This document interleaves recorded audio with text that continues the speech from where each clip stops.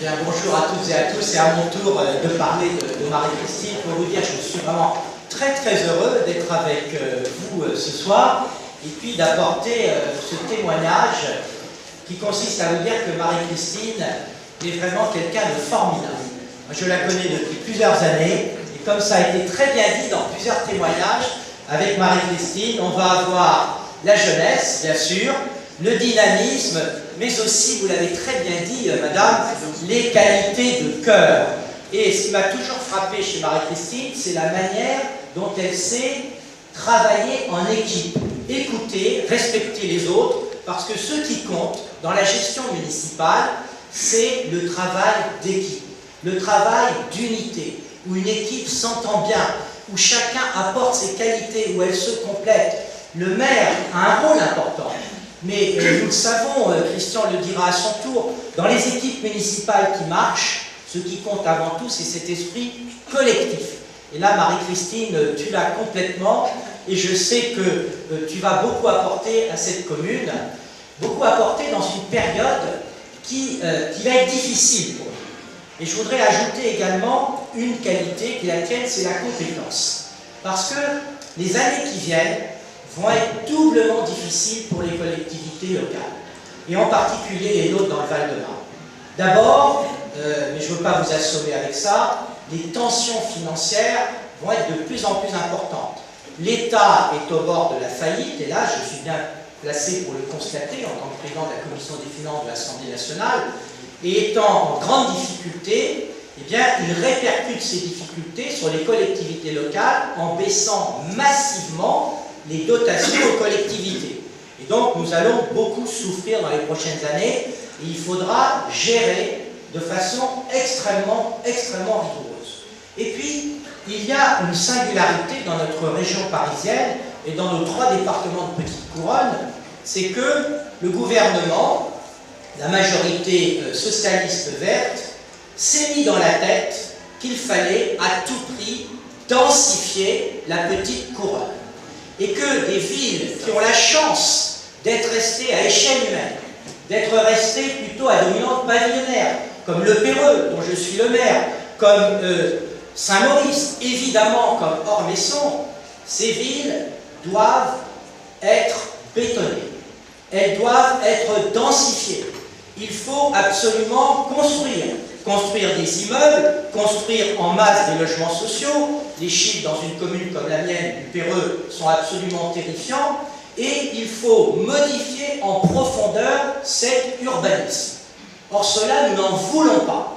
Nous n'en voulons pas. Parce que si nous avons été élus par nos concitoyens, si ils nous ont apporté leur confiance, c'est pour conserver ce cadre à échelle humaine qui fait le charme de nos villes. Moi, j'ai eu la chance, et c'est l'occasion de lui rendre hommage, d'être tout jeune conseiller général du côté d'Olivier Ormesson. Je m'en souviens très bien, j'ai beaucoup aimé travailler, madame, avec votre père, et j'ai eu la chance d'être formé par quelqu'un que vous connaissez bien, qui hélas nous a aussi quittés, qui est Michel Giraud, et toujours, nous nous sommes battus pour garder ce cadre de vie. Or, qu'est-ce qui vient d'être voté à l'Assemblée nationale et au Sénat? Deux choses qui sont terribles. D'abord, une loi qui s'appelle la loi Allure, je ne vais pas entrer dans le détail, mais qui, grosso modo, va transférer la responsabilité de l'urbanisme à une échelle beaucoup plus centralisée, à une échelle intercommunale.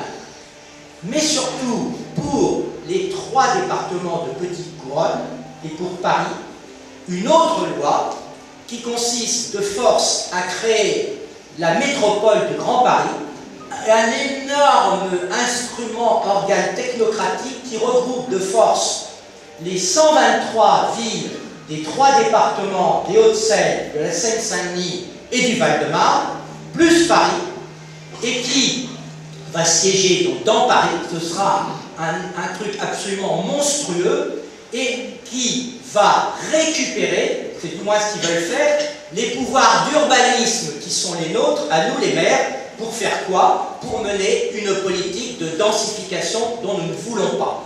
Donc nous allons devoir nous battre. Et pour se battre, il faut de l'énergie, il faut du dynamisme, il Il faut de la jeunesse, je n'hésite pas à le dire, et Marie-Christine et toute son équipe, eh bien, je sais que vous allez relever ce défi, et nous serons nombreux à nous battre conjointement. Et je voudrais terminer, je ne veux pas être trop long, peut-être par quelques mots plus personnels, pour vous raconter un peu comment les choses se sont passées et se passent au PE. Moi, c'était il y a un peu plus de 20 ans, Michel Giraud, qui était maire depuis une vingtaine d'années, me dit, c'était à l'occasion des élections municipales de 1989, donc il y a déjà 25 ans, il me dit, mais Gilles, je souhaite non seulement que tu sois mon premier adjoint, j'étais déjà maire adjoint, mais je souhaite qu'on fasse équipe ensemble. Parce qu'on ne sait pas ce que réserve l'avenir, et moi de toute façon, je te le dis dès à présent, dès lors que j'aurai passé, il m'avait donné un âge d'ailleurs qui était, j'avais dit, attends, à cet âge-là, encore très jeune, 65 ans. Il m'avait dit, moi de toute façon, j'estime que je devrais passer le relais. Tu t'en souviens, Christophe?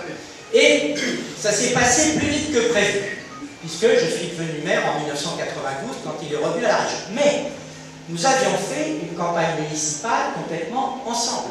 On avait complètement été entrés au conseil, des jeunes qui avaient mon âge à l'époque, et donc, en fait, la soudure, le relais, s'est parfaitement bien passé. Parfaitement bien passé. Et pourquoi je vous dis ça?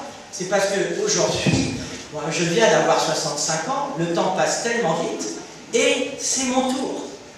Et qu'est-ce que nous faisons au Péreux? Ceux qui passent au Péreux, nous faisons une campagne avec une équipe rajeunie, et avec ma première adjointe, sur nos deux noms, pour que ma première adjointe, dans un laps de temps proche, vraiment proche, puisse prendre le relais de façon harmonieuse et qu'il y ait une continuité dans l'administration de la ville du Péreux, comme on a eu la chance de l'avoir depuis maintenant plusieurs décennies.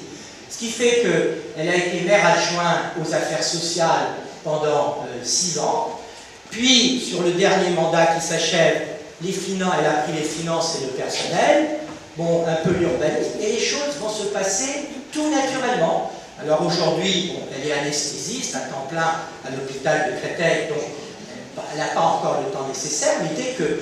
Eh bien, je vous raconte cela, outre le fait que, je le dis, mais les femmes ont énormément apporté dans nos conseils municipaux. Je suis très critique à l'égard de la gauche, sauf sur un point. La loi, Tristan, je crois que c'est une loi de 83 qui a été votée à l'époque sous une majorité de gauche sur la représentation, enfin la parité. C'est une loi formidable et on voit à quel point les femmes apportent énormément dans nos équipes municipales. Et je le dis parce que j'entends parfois des hommes dire « Oh là là, bon, mais c'est complètement faux ». Et nous, pour Péreux, c'est très clair, moi, si les électeurs souhaitent nous reconduire, eh bien, très certainement, le prochain maire du Péreux sera une femme. Et c'est formidable d'avoir des femmes à la tête de notre ville.